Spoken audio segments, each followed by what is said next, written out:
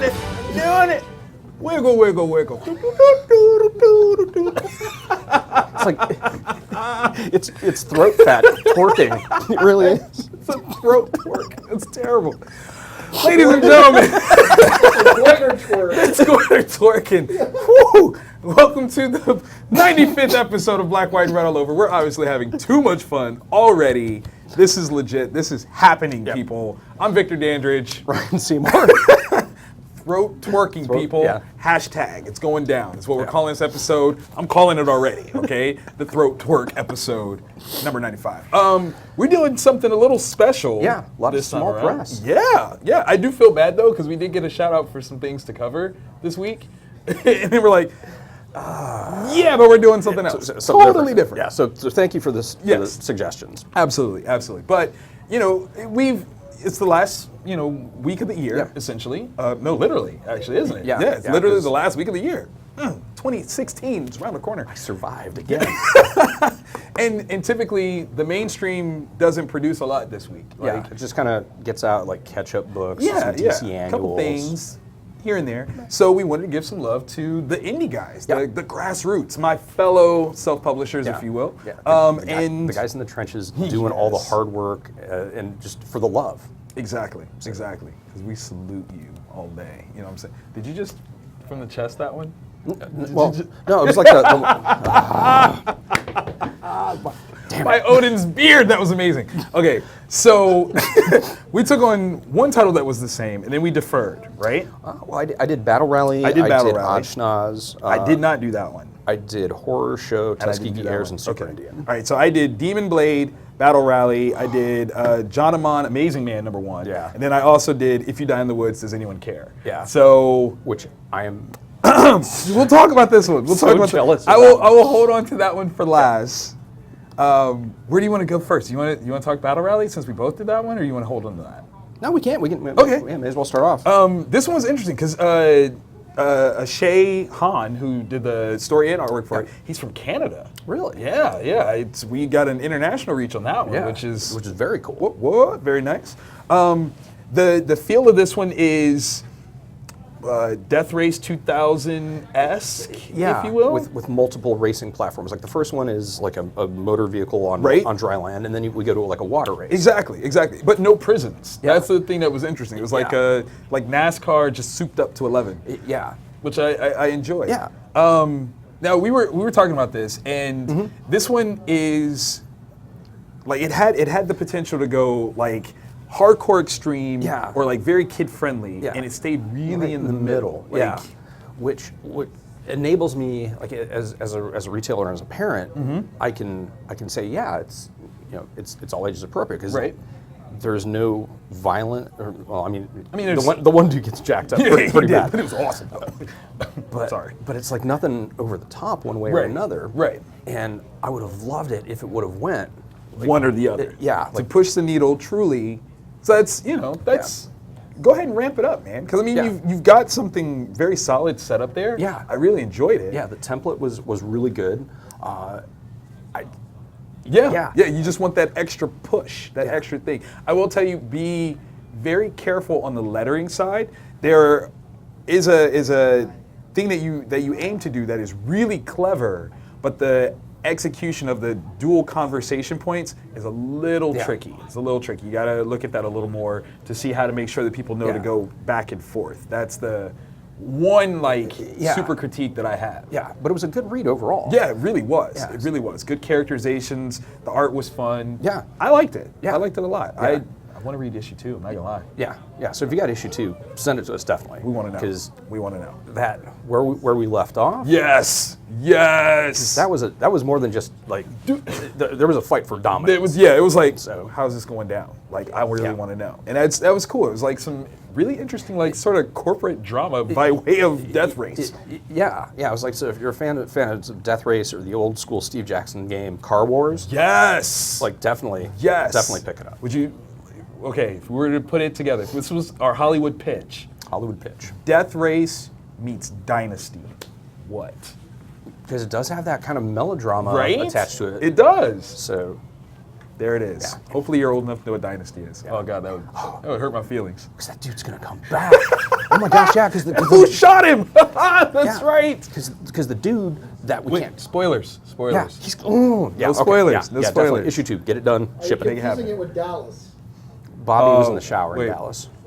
Was it Dallas? I was confused. Yeah. That was JR. That was Dallas, Dallas. wasn't it? Oh, well, poop.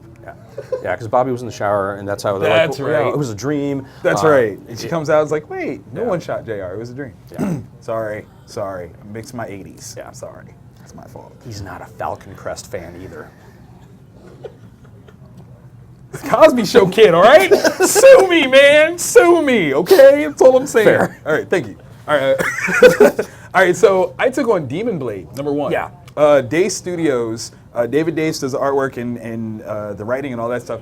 This book is... This is one of the ones I'm jealous I didn't get a chance to read.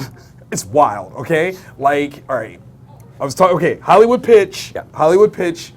This is Buffy the Vampire Slayer, starring Kylie Jenner, as directed by Tyler Perry. It is a combination of things that it doesn't make a lick of sense for it to work, but it totally does. Yeah. It's like a blaxploitation version of Buffy, with like, but on the thematic side of True Blood. Like it's a little bit more on the risque than not. I mean, if you see the cover, woo, woo, woo, woo. Whoa. I have to say whoa because the girl's only 16. So you have to catch that like whoa, whoa, whoa, whoa. But 2 years, you're like, whoa, whoa, well, hey. It's all it's all in the inflection. Exactly. Always, always. This was a lot of fun, though. It starts off really strong where great action. Like, I mean, the pacing is really solid. We're talking like almost the first 5-6 pages are this moment, and you're locked in. Like, if this doesn't get you, and if Pam Grier doesn't star as this character, I am upset. Like, I'm just going to throw this out there. If it's not Pam Grier, we've done it all the way wrong. Yeah. David, I'm with you. If it's not Pam Grier, we did it all the way wrong, okay? Technically, she might be too old, but whatever, it's Pam Grier. Pam She's Grier. never too old, never. So yeah, this, fun, absolute fun. The art style on it is really solid. It's got a heavy mood to it, and as I understand it, David did everything. So nice. He is a force to be reckoned with. I definitely think people need to pay attention to him. He's got a couple other things under Day Studios, so definitely look for that. Very cool. Very, very cool. Nice. I liked a lot. Yeah. I also did a horror theme book. Uh-oh. Yeah. Yes. Weird. Ryan did something What? scary. You? Horror? Yeah. I reviewed the horror show. Yes. Very, very cool. Definitely not for kids. What? No? Yeah, it's brutal. Yes, it is. The first part of it felt like the storyboard, and this is coming from me. This is a compliment. Right. Storyboarding for an alternate video for Cannibal Corpse's Evisceration Plague. To the 3 people in the audience that actually know what I'm talking about. But they're locked in right now. They're Yeah. like, and bought. Yeah. Yes. It's weird because this may be me being screwed up in the head. I felt like the bad guy monster was the Right. protagonist. Yes. Yeah. Yes. Okay, yeah. Like I've read the first book. I Yeah. think I might have read the second book, but I haven't read all of that. Yeah. But yes. Yeah, it's Yes. it's amazing, and the setup is really cool because it's like kind of what is that? Scare tactics. Yes. So When like scare tactics get real. yeah, so it starts off with that kind of concept, and then a monster gets put into the mix accidentally. That's such a great setup too. Yeah, but it's also really organic. Yes. So the writing just flows, and then there's like a hit you in the feels part down near the end where I was just like, oh my God. Because it really does ask the question, how do you define a monster? Oh, that's brilliant. And it's just brilliant. wonderfully written. The artist Todd Bestel is just this. He's a local guy. What? Yeah, What? Columbus, Ohio. Yeah. Yes. And it's dark. It's black and white and gray with red, kind of like Sin City-ish in the coloring to like emphasize the blood. That's pretty full. It's the violence, the action is very visceral. You can almost hear the skin. Do you hear the squishy? Yeah. You hear the squishy? I like that. Yeah, it's definitely that's good stuff. just amazing That's stuff. good stuff. That's from Broken Icon. Yeah. James Maddox, Eric Watkins, and Todd, of course, handled this one. Definitely one to check out. Todd, you'll see around from Comic Town from time to time, actually. Yeah, we'll bring Todd in whenever possible. And his art's really cool. And he's got two radically different styles. Yes, he does. Like he's a consummate artist, man. Yeah. He does good stuff. Yeah, so if you're on Facebook, it's what, Todd Beistel Art. Yes. So definitely. Beistel. Yeah. Yes. So definitely and check follow that him on out. Twitter. He's on there. Yeah, he's on Twitter too. Check out my Friday follows. I usually shout him out around 11 o'clock. Yeah. Maybe 1. No, it's usually 11 because I'm in the bathroom. Oh. That he knows. That's teamwork. Okay, so the next one that I took on was, we're just gonna keep moving on that one. John, I don't know if it's Aman or Aman. It might be Aman. I think. Maybe, I don't know, Yeah. but amazing man. Yeah.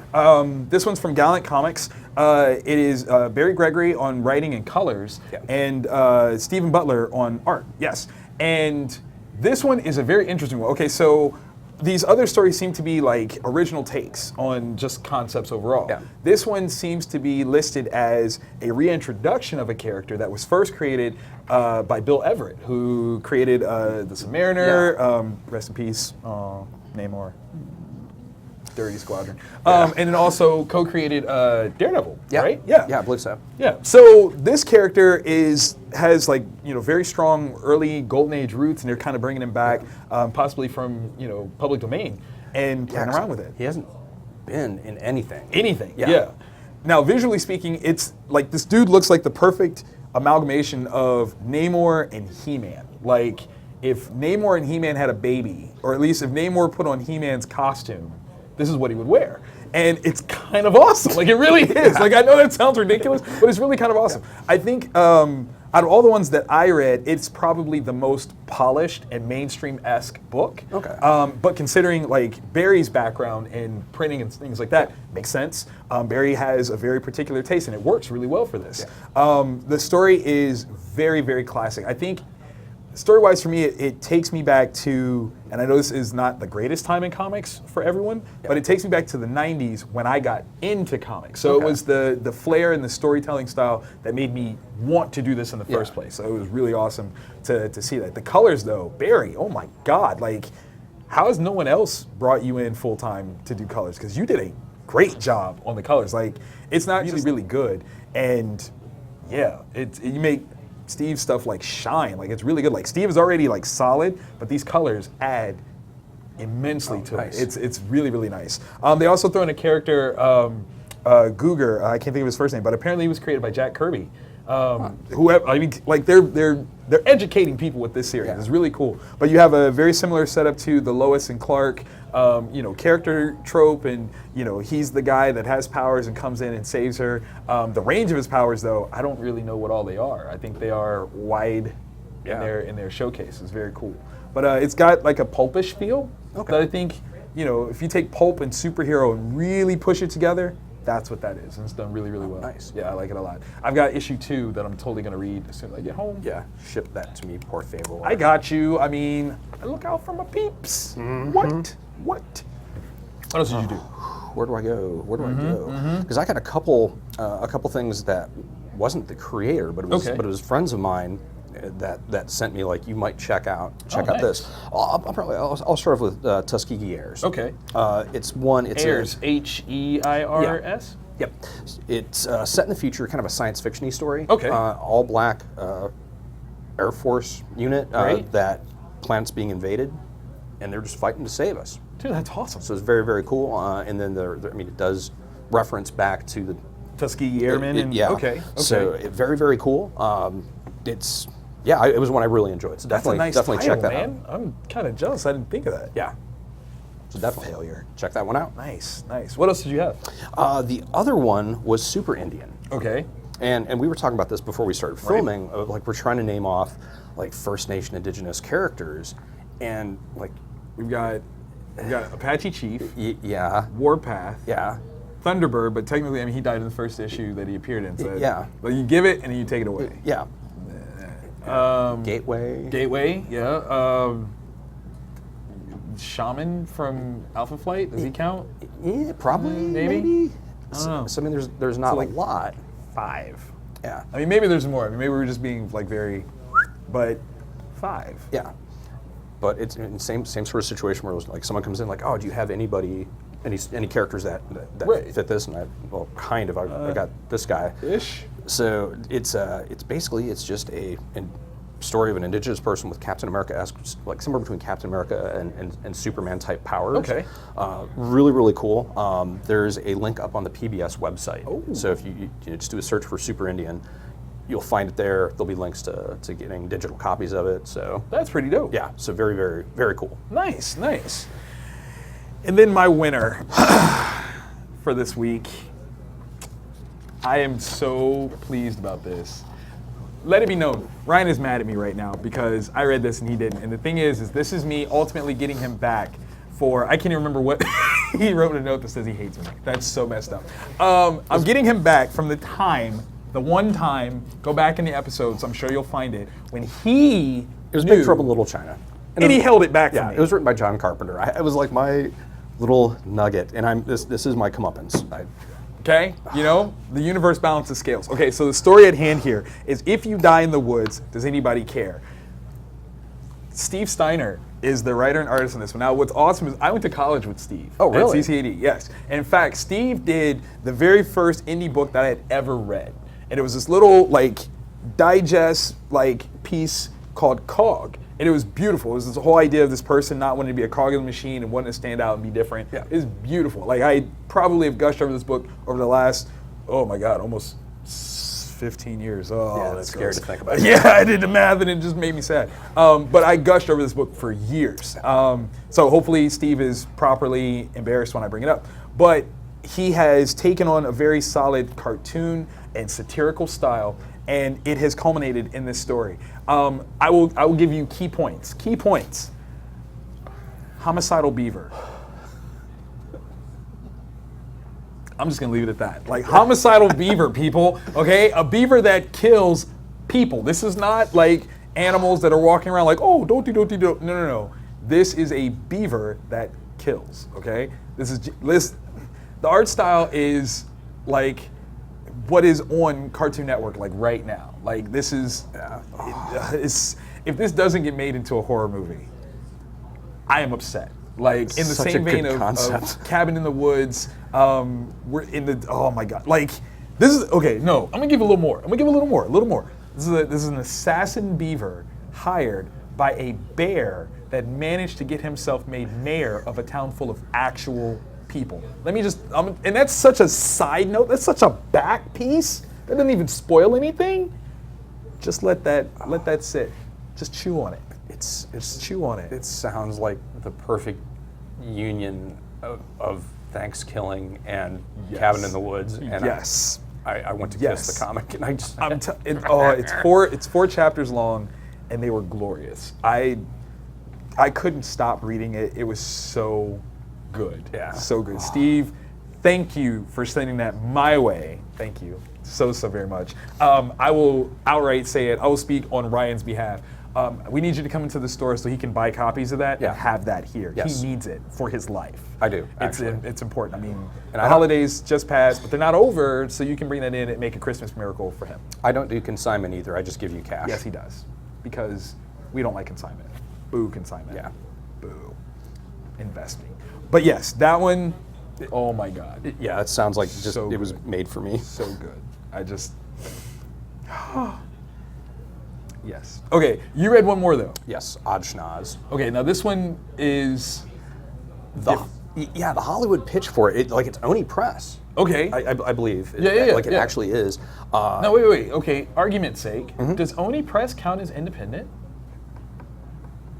I mean, considering the market share, it's possible. I mean, you can make the argument, but I mean, do you put Image in the independent category? And this is one that's been a talking point for a long time. I would say yes. Okay. Only because neither company is beholden to maintaining a status quo for any of their characters. Makes sense. They're artists, they're writers, it is their thing. Right. They do it, they tell their story. And then that's it. The company itself is just a facilitator. Yeah. All right, I like it. Yeah, so I would go with that, but Okay. I could also see the other end of the spectrum. It's kind of it was a fun book. Like, it read very, very well. Okay. It's like this group of teenage kids in like a post-punk garage band in Plano, Texas, like year 2000s ish. Oh. So it was kind of cool. It was hip, but it was still fun. Like, it was one that initially, as I started reading, I was worried that I wasn't the target demographic for it. Got you. Because I haven't been a teenager for a very long time. Stop doing that to yourself. Don't do that math, man. Don't do that.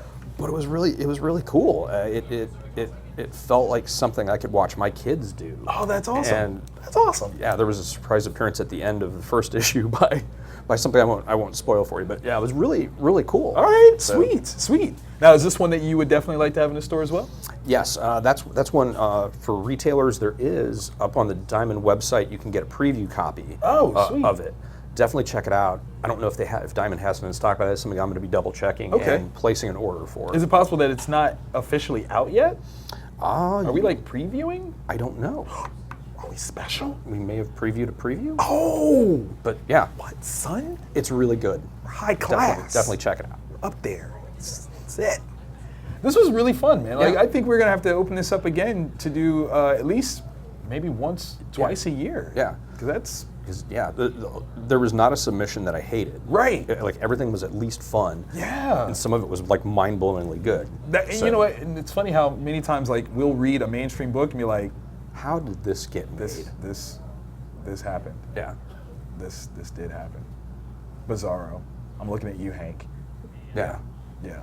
What's another one that we weren't a fan of? Shutter, but with T's. Wanted to close the doors on that. I'm sorry, I said it. Throat twerk. Hey guys, did you love today's episode? We know you did. And you should be subscribing right here. Subscribe to our YouTube. Do it now. Yeah. I'll find you.